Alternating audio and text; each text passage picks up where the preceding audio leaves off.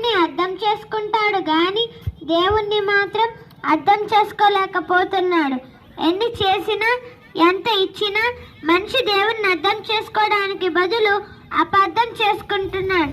మనుషులు ఎక్కువగా గుట్కాలు, మత్తు పదార్థాలు, మత్తు పానీయాలు తిని తాగేవారిని మనం చూసినప్పుడు ఎందుకంటే వీటిని తిని ఆరోగ్యం పాడు చేసుకుంటున్నారు అని అడిగితే, బ్రదర్, దేవుడు సృష్టిలో అన్నీ పెట్టాడు కదా, తాగితే తప్పేముంది అంటాడు.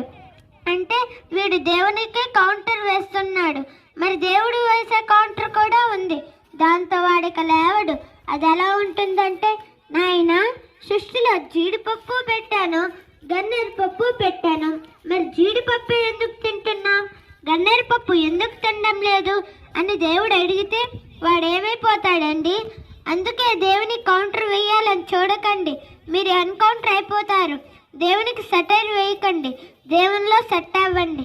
దేవుడు మీ మంచి కోరాడు కనుకనే మంచి ఆహారం తీసుకొని అంటున్నా, దేవుని మాట వెనుకన్నా దేవుణ్ణి అపార్థం చేసుకుంటున్నావు.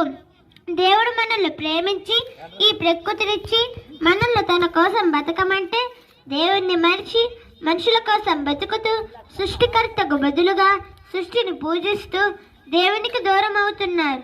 మనిషికి దేశం మీద ఉన్న భక్తి దేవుని మీద లేదు, భార్య మీద ఉన్న ప్రేమ దేవుని మీద లేదు. ఎందుకంటే దేవుడు మనకు అర్థం కాలేదు.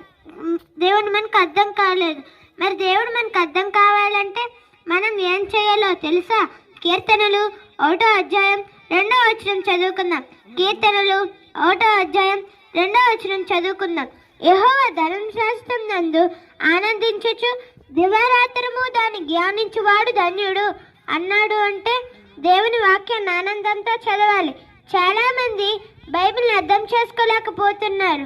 బైబిల్ చదువుతుంటే నిద్ర వస్తుంది అంటున్నారు. ఎందుకంటే లోకంలో ఉన్న చెత్తంతా మైండ్లో పెట్టుకొని బైబిల్ చదివితే బైబిల్ అర్థం కాదు. మంచి మనసు బైబిల్ దగ్గరకు వచ్చినట్లయితే దేవుడు మనకు అర్థమవుతాడు. దేవుడు అర్థమైతే మంచి మనసుగా తీర్చిదిద్దబడతాం.